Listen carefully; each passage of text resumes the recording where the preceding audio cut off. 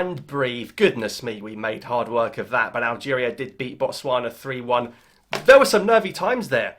There were times when at 1-1 he was hanging on. There was times when we were thinking Botswana were going to take the lead. I can't believe it. But first of all, the most important thing, I'm sure you'll agree, is rather play badly or whatever and win than play really well, like against Cameroon, and lose. The 3 points are there. Algeria, as of right now, have a 6-point lead over Mozambique in second place. Of course, we have played a game more. But there were times tonight where I thought, are we going to throw this away? Because if you don't beat Botswana at home, then you've got to go to Guinea and you're probably not going to win that game either. And you think, oh my God, have we bottled it again? And I said before the game, expect us to randomly throw it away when you never expect it. And expect us to concede a fluky random goal against these teams at home just from nowhere. And it happens again. It happens every bloody time. How do we concede Botswana, Niger, Liberia, every time, Bolivia? Why are we conceding to these in our stadium? I don't understand. Whoever's in goal, we just seem to think, oh, they're never going to score, and then they do. And Botswana, they could have had more than one tonight. Let's get to it. Starting 11 before the game.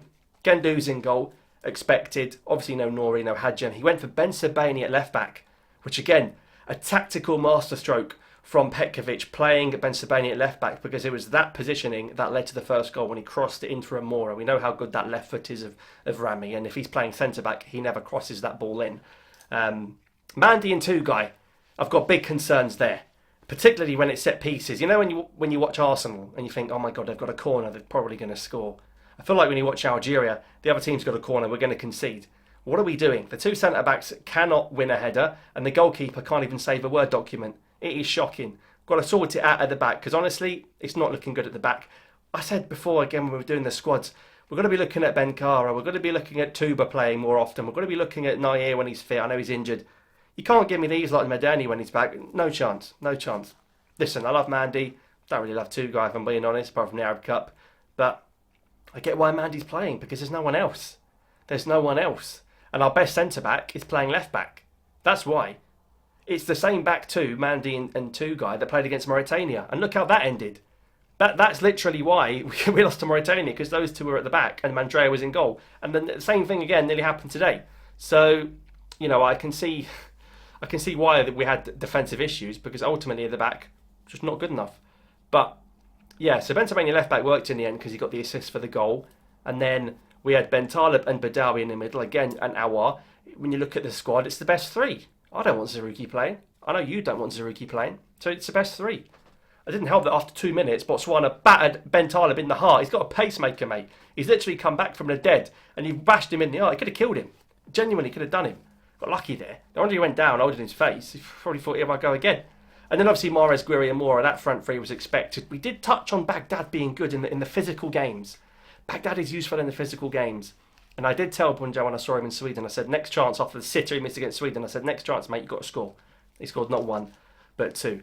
But yeah, I mean, the game started, we had a good bit of play. Awar had a header saved. Listen, you know Botswana are going to have a low block. You know Botswana are going to come to Tizzy and defend. They're not going to come and play expansive football. Botswana only come out when they're losing, and that's exactly what happened. When they were 1-0 down, they came out. When they were 2-1 down, they came out even more. When it was 0-0 and when he went back to 1-1, they sat off again and made it really difficult to break down. And that's why Petkovic is a tactical genius, because his in-game changes is what changed the game. Bringing on Baghdad, that physicality and the unpredictability of Belali and Benrahma switching wings, switching sides, that was really useful. So we've got it, Belmadi was not tactically aware. It was just, give the ball to Riyadh and inshallah. That was it. And play Baghdad and Bounedjah, and maybe they might do a Wahrani dance if you're lucky. Vladimir is a tactically aware coach. The sooner you get that, the better. Because I know if we're losing a game, like Sweden 4-0, he'll do something to change it. He will not keep Baghdad and Belali until we've lost. So I like that about him.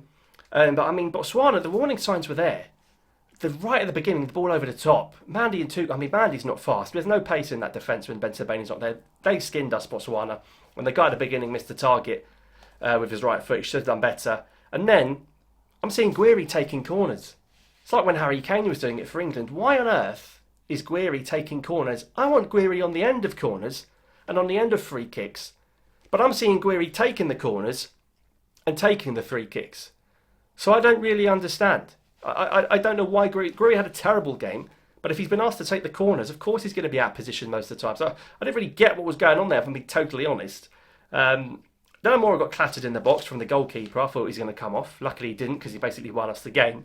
Should have been a penalty, by the way. The goalkeeper got the ball, but he got Amora as well. He got both of them. That was the problem. So, yeah. And then we got an Amora header before GTA 6. Goodness me. I reckon those two Botswanan lads, massive lads, 6'4" or whatever at the back, goodness me, absolute tanks, were thinking, oh, we don't need to mark Mohammed, he's tiny. Oh my god, he rose like a salmon. Bosh! What a header. Great header. The power, the leap, it was like a salmon. It was fantastic. But then, I was thinking, all right, 1-0 up. Botswana are going to come out now, and that's good for us, because that means that we're going to have more attacking play, because there's going to be more spaces and Botswana are going to be committing more men forward. I didn't think it meant Botswana were going to score with their first attack or their second attack. I mean, what was going on there? What is going on with these set pieces? The guy for Botswana that scored, the equaliser, he didn't just head it in. He had the freedom of Arabia and rifled it, volleyed it in. So the marking was poor. And then what is Gendo's? Gendoz, what are you doing, mate? It's a near post, slow shot. What? How has he not even got a hand to it? Oh, the near post, Alexis. Like Lauren Alexis. Ridiculous. Honestly, some of the goalkeeping there. And then it got feisty, and I thought, maybe it's a Balali game, because he loves fighting and riling people up and kicking everyone, because goodness me, before half-time, we had about 11 minutes added on when it should have been 5. Bensebaini's taken on 2 people. I'm thinking left jab, right hook, bish, bash, bang. Bensebaini's trying to knock everyone out. I was running away. They're both getting booked. Hopefully Bensebaini's not suspended for the next game. I've got to check if he's been booked before in his qualifiers. I can't remember. But a complete scrap. And then it was half-time. It was just, what a crazy first half. We're suddenly 1-1 against Botswana. We're riled up. And I was getting concerned. But we come back for the second half. Bensebaini, another cross from left-back. And then Botswana nearly had it in for an own goal. It hit the crossbar. We actually hit the crossbar twice in the game, because Shaibi hit the crossbar right at the end when he came on. I thought Artal was having a bad game. And once again with Artal, his best moments was when he was playing as a right winger, going forwards, not defending. Because I think defensively he struggled again. He should have come off as soon as the yellow card happened. We should have put Van den Kerkhoff on much earlier. I don't know how we didn't get on the pitch. Artal struggled big time. And he went down a lot to try and waste some time. And then, we're trying to score. It's off the line, scrap in. Ben Rama's on. Belali's on. And that man, Baghdad Bounedjah, comes on. He scores not 1 but 2 goals. I mean, I don't know why he's taking his shirt off. It's a tap-in at home to Botswana. He's gone to the fans and he's taken his shirt off. I don't know what that's all about. But yeah, well, I mean, once Baghdad came on, that physical presence, number 9. Look, Amora's great, he scored a header. But look how physical Botswana are.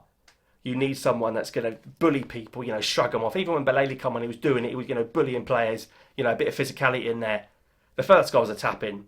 Then he had a shot that went for a throw.